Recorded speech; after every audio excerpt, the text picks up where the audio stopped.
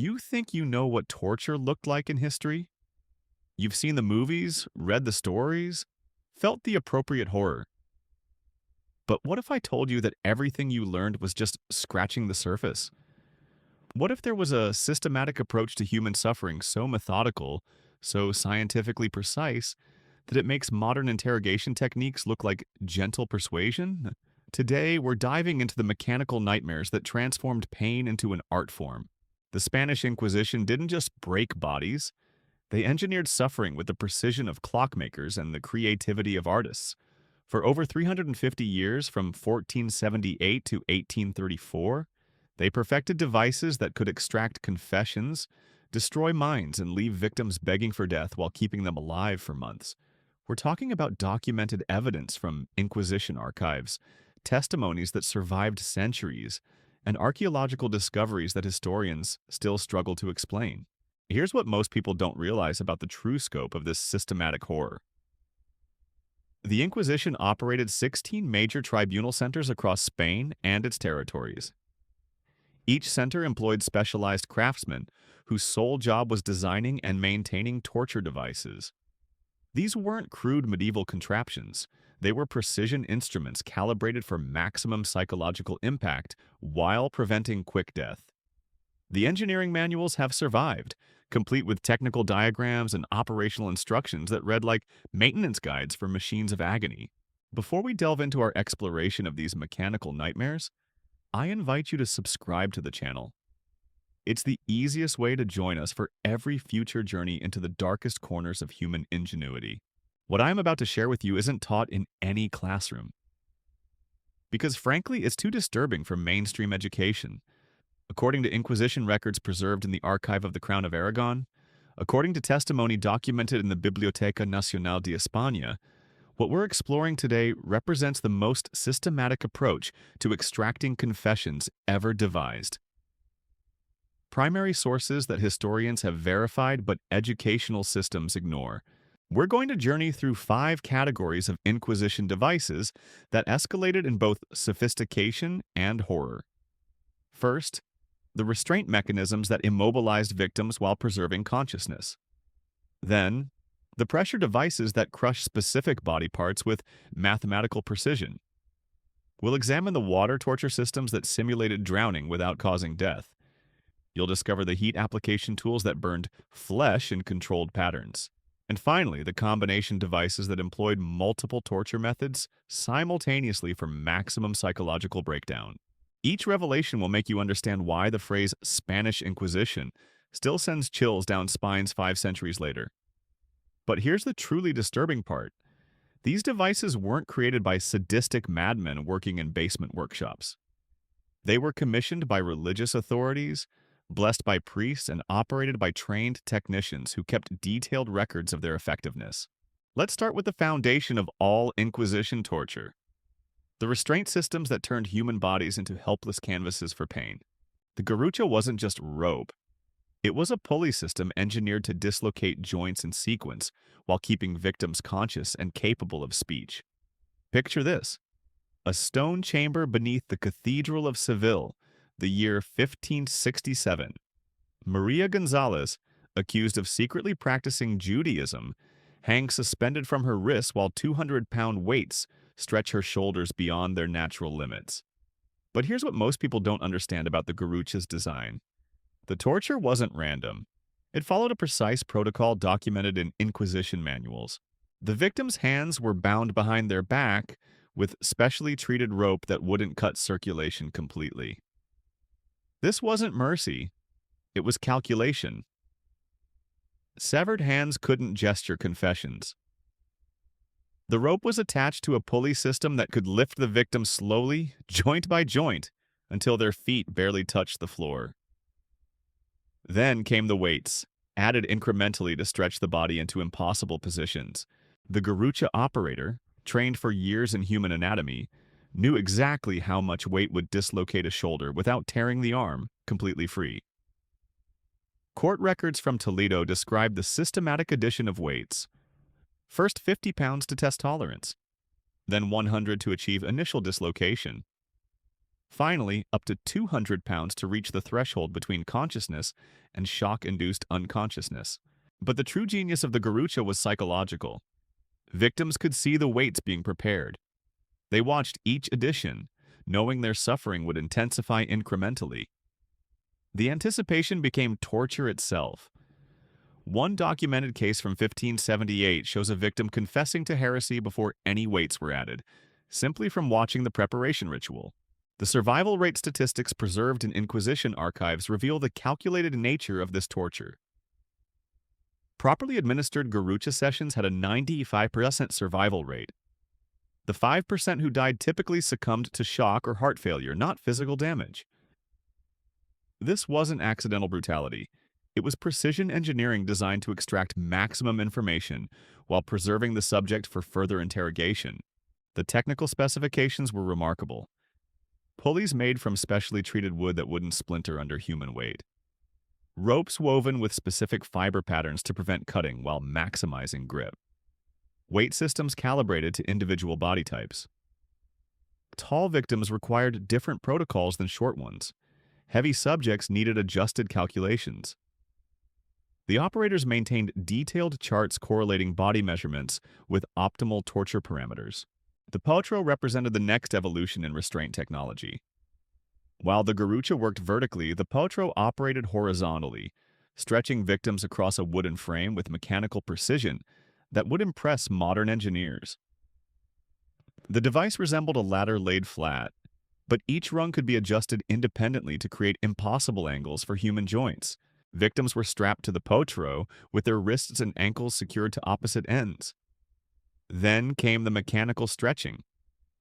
Unlike crude rack systems that simply pulled in two directions, the Potro could adjust individual limbs, creating complex stress patterns that targeted specific joints and muscle groups. The operator could stretch just the left arm while leaving the right relaxed, creating asymmetrical pain that confused the nervous system. The psychological warfare built into the Potro's design was extraordinary. The stretching happened slowly, over hours. Victims experienced every increment of dislocation, every degree of joint separation. They could feel their bones grinding against cartilage, their muscles tearing fiber by fiber. The anticipation of the next adjustment became as torturous as the physical damage. Documented cases reveal the methodical nature of Potro sessions. A typical interrogation lasted 6 to 8 hours with adjustments every 30 minutes. Operators followed written protocols that specified which joints to target based on the victim's alleged crimes. Heretics received leg stretching to prevent escape. Blasphemers faced arm dislocation to limit gestures. The torture was customized to the accusation. The engineering specifications preserved in Toledo's archives show remarkable sophistication. The wooden frame was constructed from oak aged for minimum flexibility. Metal fittings were forged to precise tolerances that prevented mechanical failure during use. The adjustment mechanisms employed gear systems that provided mechanical advantage, allowing operators to apply forces far exceeding human strength. But the most disturbing aspect of both the Garrucha and Potro was their integration into religious ceremony. Before each session, priests would bless the devices and pray for the victim's soul.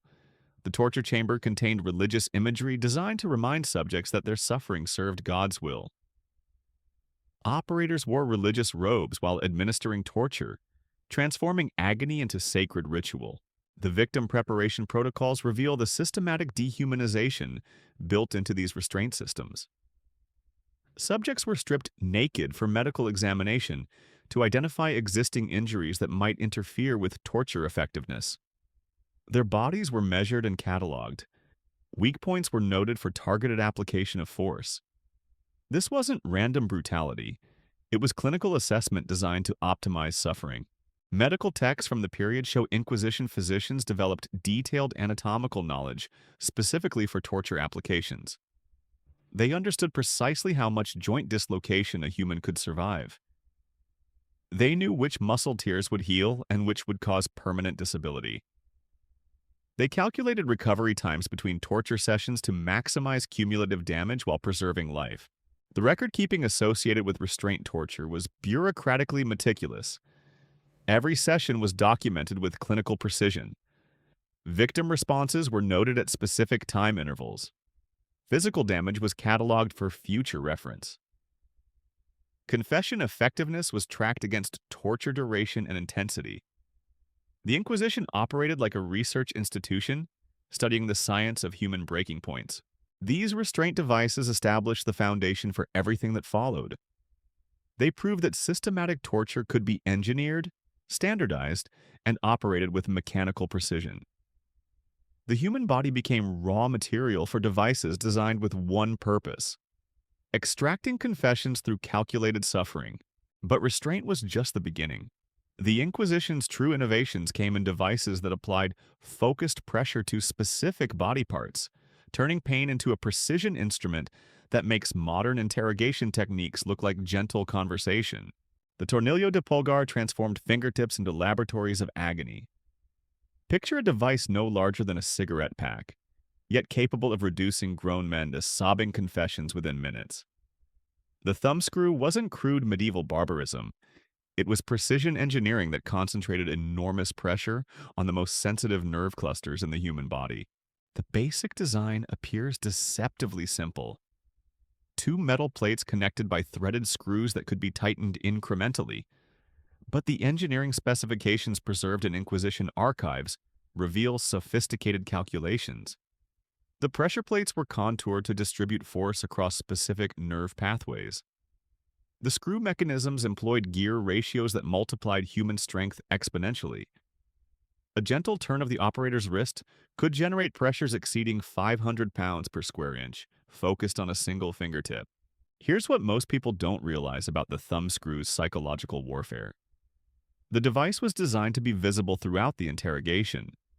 Victims could watch their own fingers being slowly compressed, bone by bone, until the nail beds turned black and the bones began to crack. The visual element transformed physical torture into psychological horror. The operational protocols documented in Seville's archives show methodical escalation procedures. First application targeted the thumbs with minimal pressure to establish baseline pain tolerance. Second stage increased pressure until the nail began separating from the finger. Third stage continued until bone fractures became audible.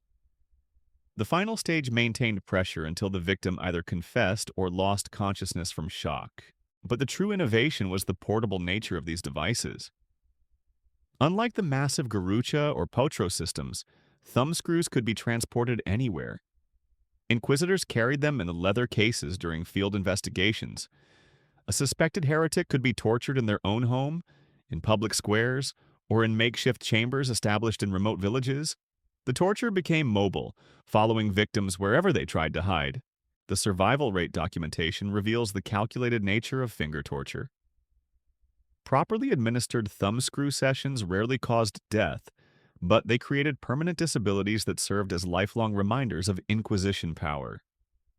Victims who survived retained mangled fingers that prevented them from writing, working crafts, or performing religious gestures. The torture continued affecting their lives decades after the interrogation ended. The Brodequins elevated pressure torture to industrial levels of sophistication. These weren't simple crushing devices. They were mechanical systems designed to compress entire limbs with mathematical precision, while keeping victims conscious and capable of detailed confessions. The basic Brodequin resembled an oversized boot constructed from iron plates and wooden wedges. But the engineering specifications show remarkable complexity. The device could be adjusted to fit any leg size through a system of removable plates and adjustable brackets. The compression mechanism employed wooden wedges driven by iron hammers, creating forces that could crack bones while leaving muscles and tendons intact. The operational sequence followed documented protocols that maximize psychological impact. Victims watched operators carefully measure their legs and select appropriately sized Brodequin components. The fitting process resembled a medical procedure, with technicians ensuring proper alignment and secure attachment. Then came the wedge insertion, one piece at a time, each driven deeper with precisely calibrated hammer blows. The genius of the Brodequin was its ability to create multiple types of damage simultaneously. The wooden wedges compressed soft tissue, cutting off circulation and creating crushing pain. The iron plates concentrated pressure on specific bone structures, causing fractures that followed predictable patterns. The overall compression affected nerve pathways, creating shooting pains that radiated throughout the victim's entire body. Documented cases from Barcelona reveal the systematic nature of Brodequin torture. A typical session involved the insertion of 8 to 12 wedges over a period of 2 to 3 hours. Each wedge was numbered and positioned according to anatomical charts that specified optimal placement for maximum nerve stimulation. The operators maintained detailed records of wedge positions and victim responses for future reference. The medical knowledge required to operate Brodequins effectively was surprisingly sophisticated. Operators understood precisely how much compression human leg bones could withstand before complete structural failure. They knew which nerve clusters produced the most intense pain responses. They calculated optimal wedge placement to create cumulative damage that built throughout the session. The psychological warfare built into Brodequin design was extraordinary. The device's construction allowed victims to see their own legs being slowly crushed. They could watch their bones bending under pressure, their flesh bulging between iron plates, their feet turning purple from restricted circulation. The visual horror often proved more effective than the physical pain in extracting confessions. The bota de tortura represented the ultimate evolution of crushing technology. This wasn't a simple compression device. It was a mechanical system that could apply thousands of pounds of pressure to human feet while maintaining precise control over the rate and distribution of force. The engineering specifications preserved in Madrid's archives show remarkable sophistication. The device employed a screw-driven press mechanism that provided mechanical advantage ratios exceeding 20 to 1. An operator applying 50 pounds of force to the control wheel could generate over 1,000 pounds of crushing pressure on the victim's foot. The pressure application was so precise that operators could crack individual toe bones in sequence without affecting adjacent structures. The foot preparation protocols reveal the systematic nature of this torture. Victims' feet were carefully examined and measured before device application. Existing injuries were documented to prevent interference with torture effectiveness. The feet were positioned using alignment guides that ensured optimal pressure distribution across targeted bone structures. The psychological element of foot crushing was particularly devastating because feet represent mobility and freedom. Victims understood that damage to their feet would affect their ability to walk, work, or escape for the rest of their lives. The torture wasn't just extracting confessions, it was destroying future possibilities. The escalation protocols for foot torture followed documented procedures that maximized information extraction. Initial pressure applications targeted soft tissue to establish pain baselines. Subsequent increases focused on individual toe bones, cracking them in predetermined sequences. The final stages applied full crushing force to the arch and heel bones, creating structural damage that would never fully heal. But pressure torture reached its pinnacle with devices that combined multiple crushing mechanisms into single instruments of systematic destruction. The Torcus employed both thumbscrew and Brodequin principles simultaneously, attacking fingers and legs with coordinated pressure applications that overwhelmed the victim's nervous system. The engineering complexity of combination pressure devices required specialized technicians who understood how different pain sources interacted within the human nervous system. Simultaneous crushing of fingers and legs created pain patterns that were greater than the sum of their individual effects. The nervous system couldn't process multiple intense pain sources simultaneously, often causing complete psychological breakdown before physical damage became life-threatening. These pressure devices established a new standard for systematic torture that influenced interrogation techniques for centuries.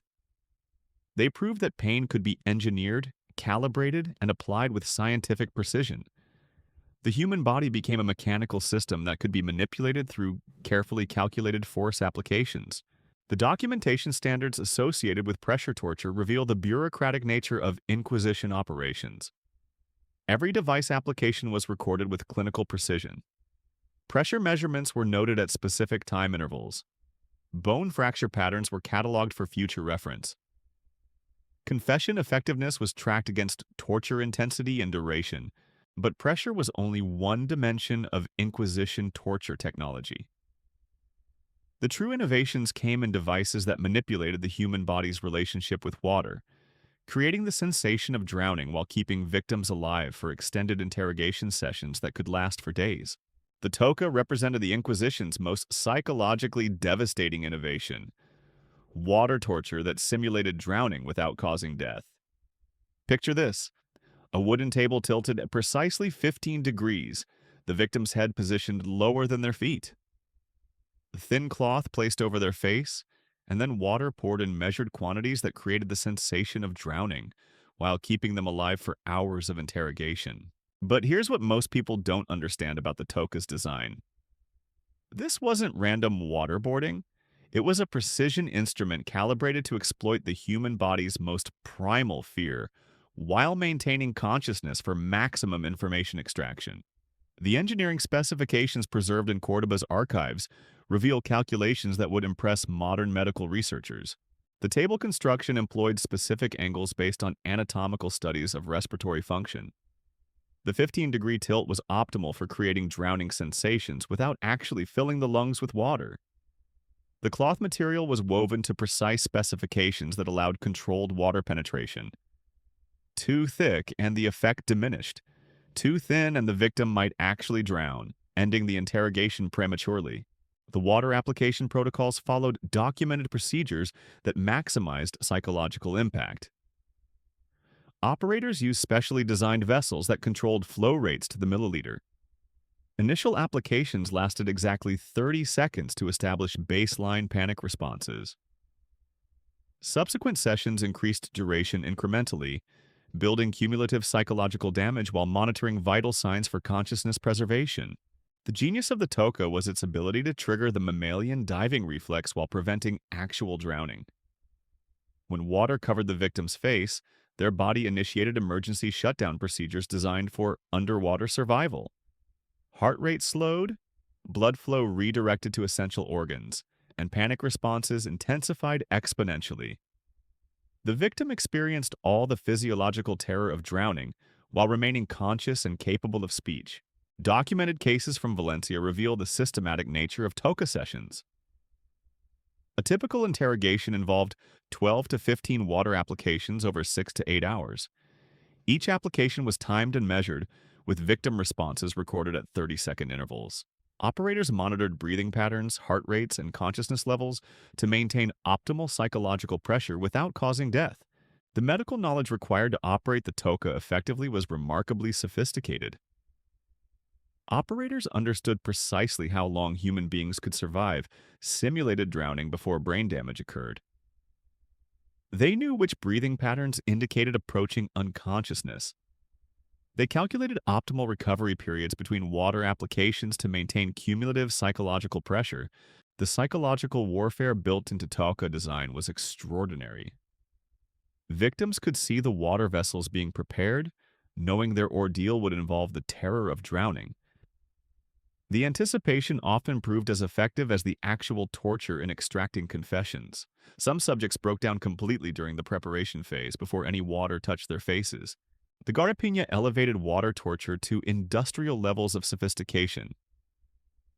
This device combined the toca's drowning simulation with mechanical restraints that prevented any defensive movements.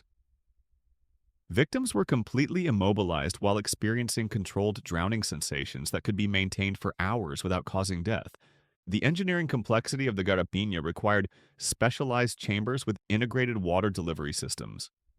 Pipes ran through the walls connected to elevated reservoirs that provided consistent water pressure. The flow control mechanisms employed brass valves calibrated to deliver specific volumes at predetermined rates. Operators could create water patterns that simulated everything from gentle rain to torrential flooding. The victim positioning protocols for the Garrucha reveal the systematic nature of this torture. Subjects were strapped to specially designed tables with their heads secured in fixed positions that prevented movement during water application. The restraint systems were engineered to maintain circulation while preventing any defensive responses. Victims experienced complete helplessness while drowning sensations overwhelmed their consciousness. The operational sequences followed documented procedures that maximized information extraction. Initial sessions established baseline panic responses through brief water applications. Subsequent sessions increased both duration and intensity, building cumulative psychological damage while monitoring vital signs for safety. The final stages employed continuous water flow that maintained drowning sensations for extended periods. But the true innovation was the psychological preparation rituals built into Garrucha operations. Victims were forced to watch detailed demonstrations of the device's capabilities using condemned animals. They saw exactly what they would experience, building anticipation that often proved more effective than the actual torture in extracting confessions. The embudo represented the ultimate evolution of water torture technology. This device forced water directly into the victim's stomach until it distended to dangerous levels, creating internal pressure that felt like exploding from within. The engineering specifications show calculations that balance stomach capacity with survival limits, maximizing internal pressure without causing fatal ruptures. The water delivery system employed specially designed funnels that forced controlled volumes directly into the digestive system. The flow rates were calculated based on individual body measurements to achieve optimal distension without immediate death. Operators monitored stomach expansion through external palpation, adjusting water volumes to maintain pressure just below rupture thresholds. The medical knowledge required for embudo operations was surprisingly advanced. Operators understood human digestive anatomy well enough to calculate maximum safe volumes for different body types. They knew which internal pressure levels would create unbearable pain without causing immediate organ failure. They monitored vital signs to maintain consciousness throughout extended sessions. The psychological element of forced water consumption was particularly devastating because it perverted the basic human need for hydration. Victims experienced their own survival mechanisms being turned against them. Water, essential for life, became an instrument of torture that threatened to destroy them from within.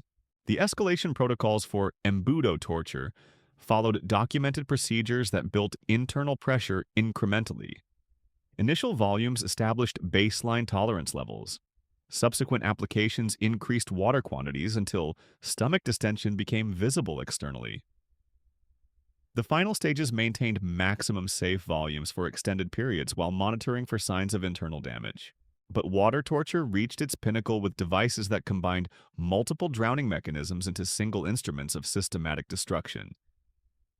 The bañera employed both external drowning simulation and internal water pressure simultaneously, attacking the victim's respiratory and digestive systems with coordinated applications that overwhelmed their survival mechanisms. The engineering complexity of combination water devices required specialized facilities with integrated plumbing systems that could deliver precise water volumes to multiple body systems simultaneously. The operators needed advanced medical knowledge to monitor multiple physiological responses while maintaining optimal torture pressure without causing immediate death. These water torture innovations established new standards for psychological warfare that influenced interrogation techniques for centuries. They proved that the human body's relationship with water could be weaponized with scientific precision. Survival instincts became vulnerabilities that could be exploited through carefully engineered terror. The documentation standards associated with water torture revealed the clinical nature of Inquisition operations. Every session was recorded with medical precision. Water volumes were measured and noted at specific intervals. Physiological responses were cataloged for future reference. Psychological breakdown patterns were tracked against torture duration and intensity. The survival rate statistics preserved in Inquisition archives show the calculated nature of water torture. Properly administered sessions had mortality rates below 10%, with most deaths resulting from panic-induced heart failure rather than actual drowning. This wasn't accidental, it was precision engineering, designed to extract maximum psychological damage while preserving subjects for extended interrogation periods. The training protocols for water torture operators reveal the systematic nature of these techniques. Technicians underwent months of instruction in human anatomy, respiratory physiology, and psychological manipulation. They practiced on condemned prisoners until they could maintain drowning sensations for hours without causing death. The torture became a specialized profession requiring certification and ongoing education. But water torture was only one dimension of the Inquisition's technological innovations. The true masterpieces of systematic suffering came in devices that applied controlled heat to human flesh, creating patterns of burning that could be maintained for weeks while keeping victims alive and conscious for continuous interrogation sessions. The bracero wasn't just fire, it was a heat application system, engineered to burn human flesh in controlled patterns while preventing the shock that would end interrogation sessions prematurely. Picture a brazier filled with specially prepared coals that burned at precisely calculated temperatures positioned beneath a victim's feet with mechanical precision that could adjust heat intensity to the degree. The coal preparation protocols reveal the systematic nature of this torture. Specific wood types were burned to create coals with optimal heat characteristics. Oak provided steady temperatures that could be maintained for hours. Olive wood created intense heat that penetrated deeply into tissue. The coals were arranged in geometric patterns that concentrated heat on specific areas while leaving adjacent tissue undamaged. The heat application followed documented procedures that maximized pain while preventing fatal burns. Initial sessions exposed feet to moderate temperatures that created first-degree burns across targeted areas.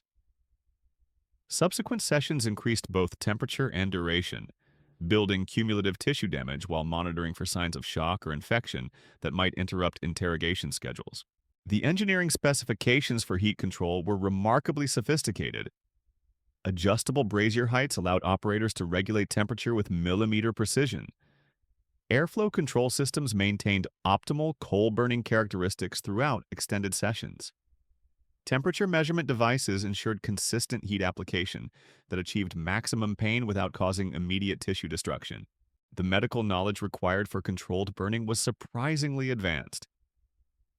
Operators understood precisely how much tissue damage human feet could sustain while remaining functional for walking. They knew which burn patterns would heal and which would cause permanent disability.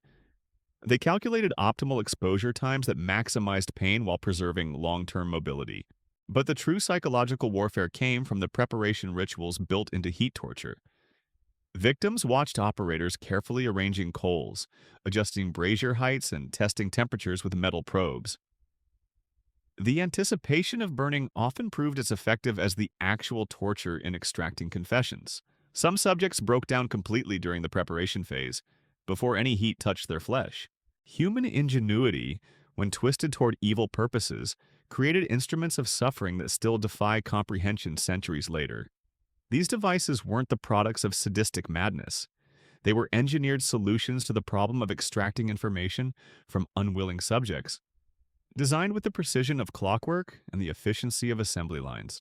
The combination devices that merged multiple torture methods into single instruments represented the pinnacle of Inquisition innovation, proving that systematic cruelty could be perfected like any other technology.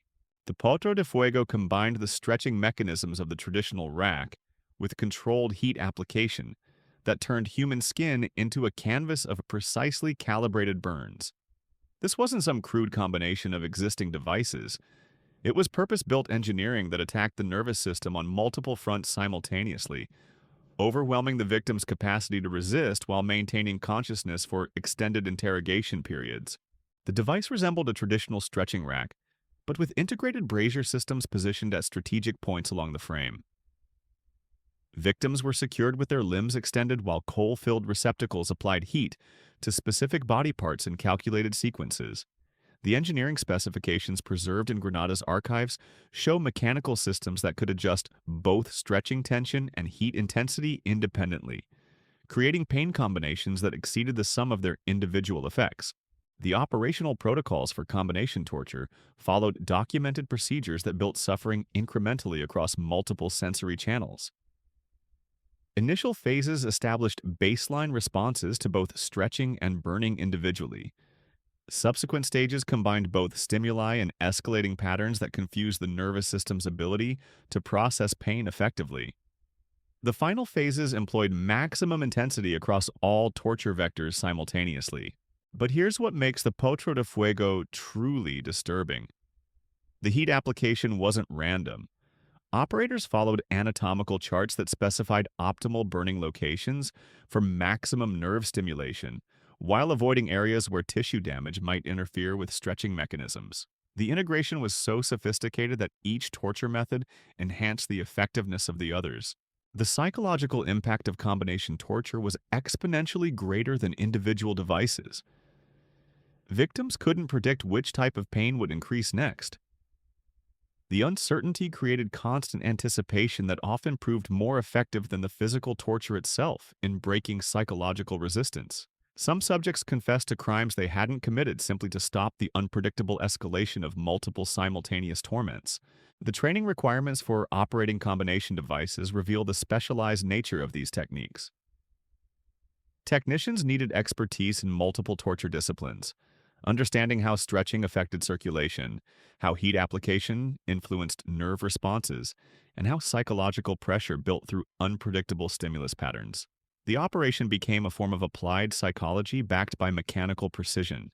The Rueda de Fuego elevated combination torture to industrial levels of systematic suffering. This rotating wheel device could position victims at any angle while applying heat, pressure, and chemical irritants in coordinated sequences that created entirely new categories of human torment. The engineering complexity required specialized workshops staffed by craftsmen who understood both mechanical engineering and human anatomy.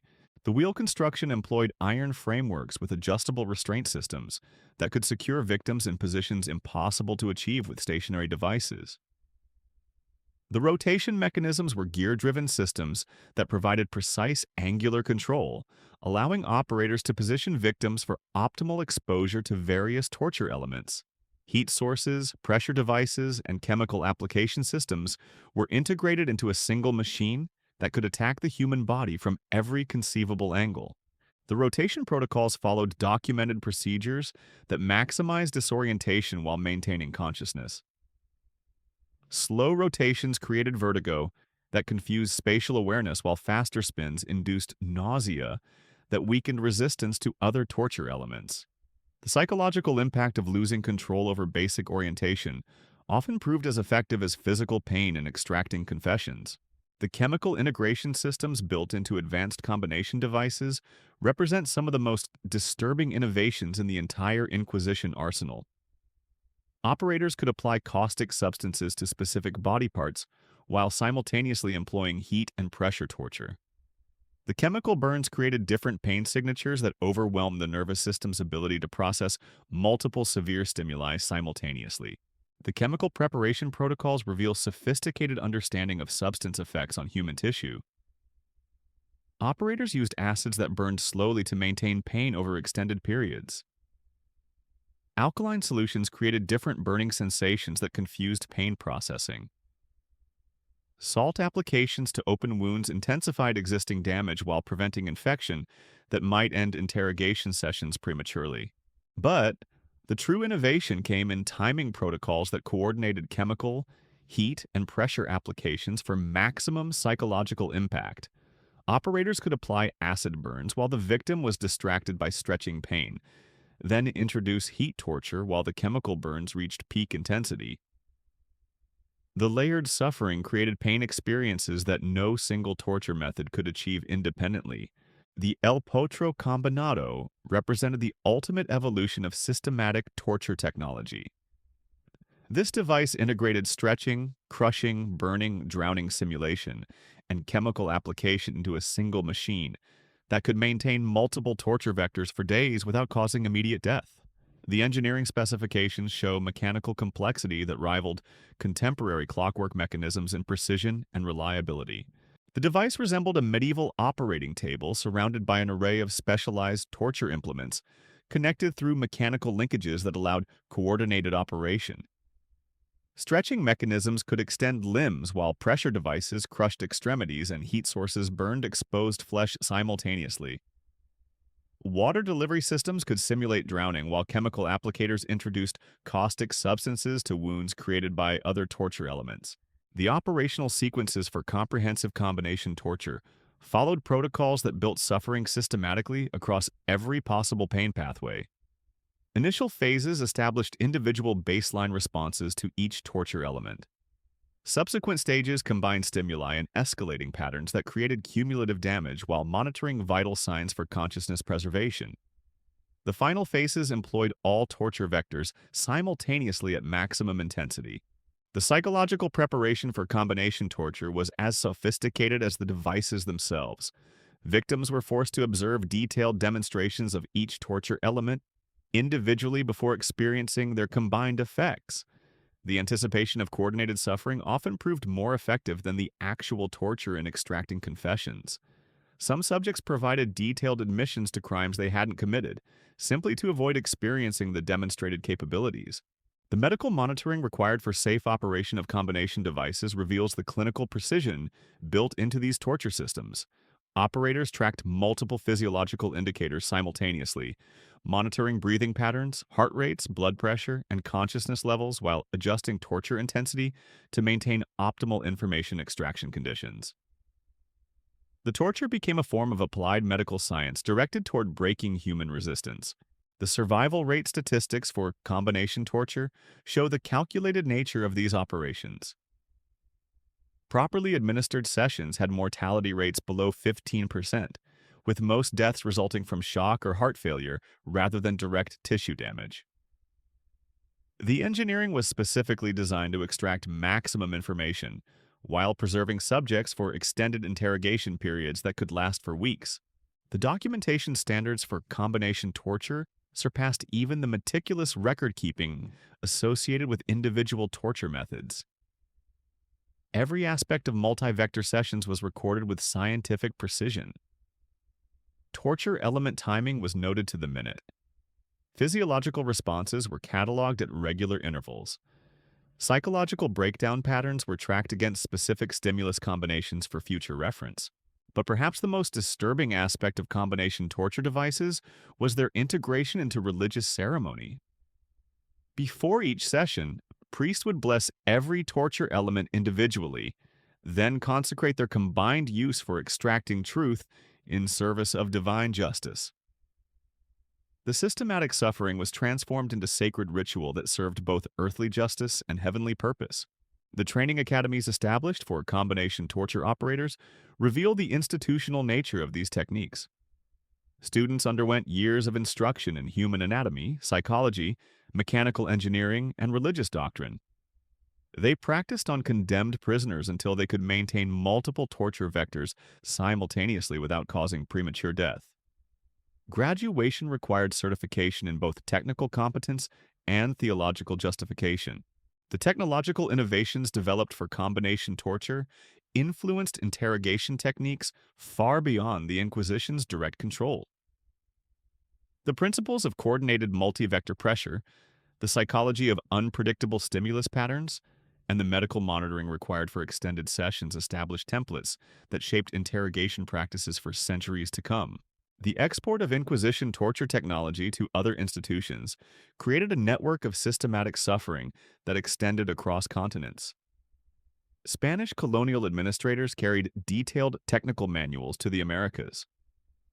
Portuguese inquisitors transported device specifications to Brazil and India. French authorities acquired operational protocols through diplomatic channels. The engineering of systematic torture became an international exchange of technological innovation. The standardization protocols developed for combination devices created the first systematic approach to torture technology transfer. Device specifications were written with sufficient detail that skilled craftsmen could reproduce functional torture machines without direct instruction. Operational manuals provided step-by-step procedures that ensured consistent results across different operators and locations. The quality control measures implemented for torture device production reveal the industrial approach taken toward manufacturing instruments of systematic suffering. Each device underwent testing procedures that verified mechanical reliability and torture effectiveness. Operators submitted performance reports that tracked device longevity and victim response patterns. Improvements were incorporated into subsequent production runs through documented engineering change procedures. The supply chain logistics required for maintaining torture operations across multiple tribunal centers created sophisticated procurement networks that sourced specialized materials from across Europe. High-grade metals for pressure mechanisms came from German foundries. Precision wood components were crafted by Italian artisans, while chemical supplies were imported from alchemists in France and England. The systematic torture industry required resources that rivaled major construction projects. The maintenance schedules developed for complex torture devices ensured reliable operation throughout extended interrogation campaigns. Mechanical components required regular lubrication and adjustment to maintain precise calibration.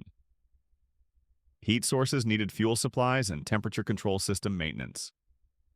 Chemical storage systems required specialized containers and handling procedures that prevented degradation of caustic substances. The technological advancement timeline shows steady improvement in torture device sophistication throughout the Inquisition's operational period. Early devices were relatively simple mechanical systems that applied single types of stimuli. Middle period innovations combined multiple torture methods into integrated systems. Late period developments achieved full coordination of mechanical, thermal, chemical, and psychological torture vectors through single control mechanisms. The research and development efforts dedicated to torture technology improvement created the first systematic approach to enhancing interrogation effectiveness through engineering innovation. Operators submitted detailed reports on device performance and victim responses. Engineers analyzed effectiveness data to identify improvement opportunities. New designs were tested on condemned prisoners before implementation in active interrogation facilities. The cost accounting records preserved in Inquisition archives reveal the substantial investment required for advanced torture technology. Complex combination devices cost the equivalent of modern luxury automobiles. Training operators to professional competency required years of expensive instruction. Maintaining torture facilities consumed resources that approached those needed for major religious construction projects, but the return on investment calculations show that sophisticated torture technology paid for itself through increased confession rates and reduced interrogation time requirements. Complex devices could extract detailed admissions in days rather than the weeks required with simpler methods. The efficiency gains justified the substantial costs through improved information extraction per unit of operational expense. The technological legacy of Inquisition torture devices extended far beyond their direct operational period.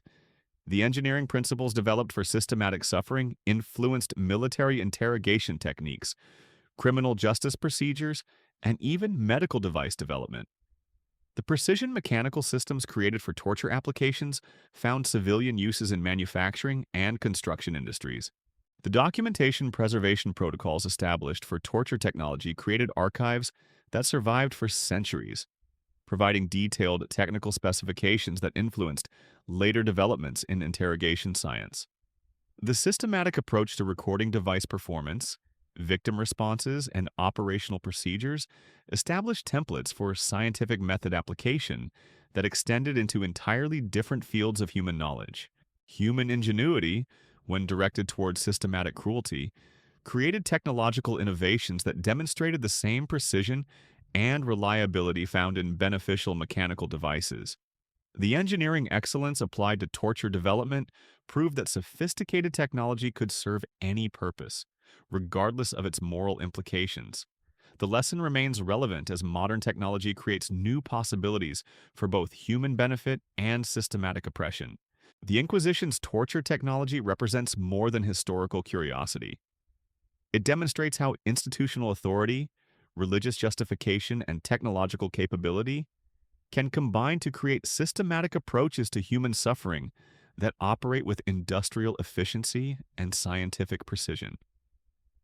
The principles remain relevant as contemporary societies balance security needs against individual rights. These devices weren't products of medieval barbarism or religious fanaticism. They were engineered solutions created by skilled craftsmen and operated by trained professionals who understood both human anatomy and psychological manipulation. The systematic nature of Inquisition torture technology provides insights into how institutional cruelty develops, operates, and perpetuates itself through technological innovation and bureaucratic organization. The survival of detailed technical documentation from torture device development reveals the institutional pride taken in engineering excellence regardless of application purpose. The same attention to detail that created architectural masterpieces and scientific instruments was applied to perfecting machines designed for systematic human suffering. Excellence in engineering served both construction and destruction with equal precision. The psychological profiles of torture device operators reveal perhaps the most disturbing aspect of this entire system. These weren't sadistic monsters working in basement dungeons. They were respected professionals who attended church services, raised families, and contributed to their communities while spending their working hours perfecting the systematic destruction of human beings. Training records from Salamanca show that operators underwent psychological conditioning that gradually desensitized them to human suffering. Initial instruction involved observing torture sessions as passive witnesses. Subsequent training required assisting with device preparation and maintenance. Advanced students learned to monitor victim responses and adjust torture intensity. Final certification demanded solo operation of complex combination devices under supervision. The normalization process was so thorough that operators developed professional pride in their technical competence. They competed for promotions based on confession extraction rates and device reliability metrics. Annual performance reviews evaluated their ability to maintain consciousness in subjects while maximizing information yield. Success in torture operations led to increased social status within Inquisition hierarchies. The compartmentalization of torture operations protected operators from psychological damage that might interfere with their effectiveness. Each technician specialized in specific aspects of the process. Device maintenance specialists focused on mechanical reliability without observing actual torture sessions. Medical monitors tracked physiological responses without participating in pain application. Interrogators extracted confessions without directly operating torture devices. But perhaps the most chilling aspect was the religious framework that transformed systematic cruelty into sacred duty. Operators attended special masses before torture sessions, where priests blessed their work as service to divine justice. The suffering they inflicted was reframed as spiritual purification that saved souls from eternal damnation. The screams of their victims became prayers for salvation through pain. The bureaucratic integration of torture operations into normal administrative functions created an environment where systematic suffering became routine paperwork. Torture schedules were maintained alongside court calendars. Device maintenance appeared in budget reports next to building repairs. Victim medical examinations were filed with other health assessments. The machinery of human destruction operated within normal governmental procedures. The technological sophistication achieved by Inquisition torture devices influenced far more than interrogation techniques. The precision mechanical systems developed for systematic suffering advanced general engineering knowledge that found applications in clockmaking, construction, and manufacturing. The medical knowledge gained from studying human pain responses contributed to anatomical understanding that improved surgical procedures. The chemical expertise developed for torture applications led to advances in metallurgy, pharmacology, and industrial processing. The psychological manipulation techniques pioneered for breaking human resistance influenced educational methods, military training, and social control systems.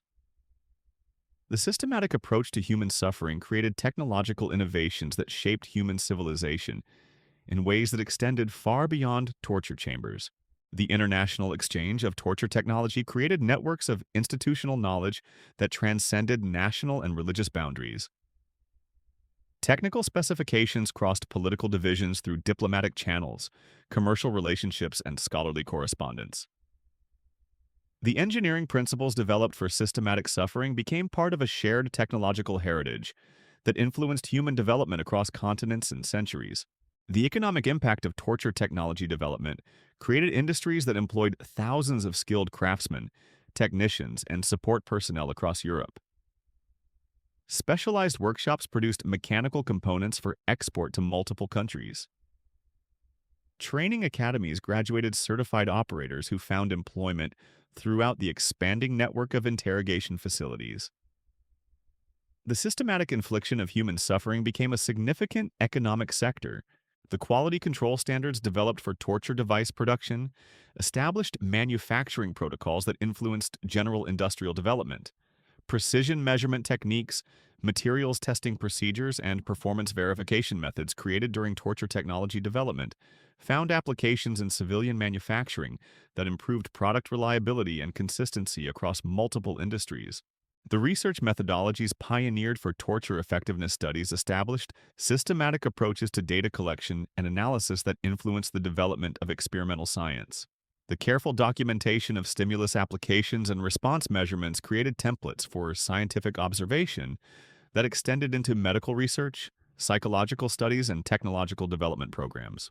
The standardization protocols created for torture operations established administrative procedures that influenced governmental organization and institutional management across Europe. The systematic approach to personnel training, resource allocation, and performance measurement developed for torture facilities provided models for bureaucratic efficiency that shaped public administration for centuries. But the ultimate legacy of Inquisition torture technology lies not in its mechanical innovations or administrative achievements. It demonstrates how human creativity and technical excellence can serve any purpose when institutional authority provides justification and social systems normalize systematic cruelty. The same engineering precision that created architectural marvels and scientific instruments was applied to perfecting machines designed for human destruction. The survival of detailed technical documentation from torture device development provides a permanent reminder that technological capability alone carries no moral direction. The sophisticated engineering applied to systematic suffering proves that human innovation serves whatever purposes institutions and societies choose to pursue, regardless of ethical implications. The institutional frameworks that enabled torture technology development created organizational structures that could adapt systematic approaches to human suffering for any purpose that authority figures deemed necessary. The bureaucratic systems, training protocols, and operational procedures established for torture operations provided templates that could be applied to other forms of systematic oppression with equal efficiency. The psychological conditioning techniques developed for torture operators established methods for overcoming human empathy that enabled ordinary individuals to participate in systematic cruelty without psychological breakdown. The normalization processes, compartmentalization strategies, and religious justifications created during the Inquisition provided models for institutional manipulation of human conscience that influenced social control systems for centuries. The documentation standards established for torture operations created archives that preserved detailed records of systematic human suffering with clinical precision.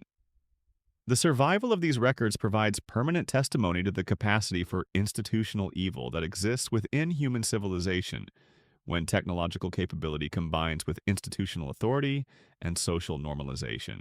Today, we live in an era of unprecedented technological capability where engineering precision can be applied to any purpose that institutions choose to pursue.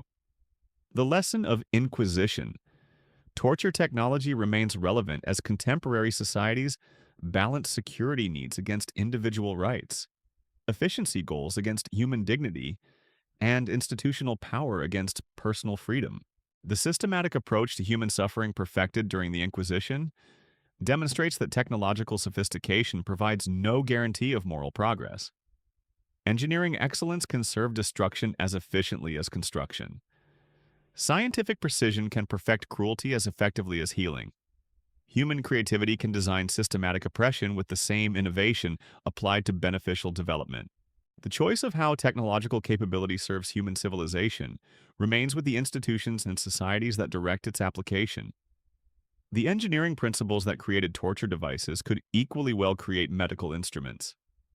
The organizational systems that enabled systematic suffering could instead coordinate beneficial services. The precision and reliability applied to human destruction could serve human flourishing with equal effectiveness. But the capacity for a systematic evil that enabled Inquisition torture technology continues to exist within human nature and institutional structures. The same creativity, precision, and organizational capability that perfected machines for human suffering remains available for any purpose that authority figures choose to pursue with sufficient justification and social acceptance.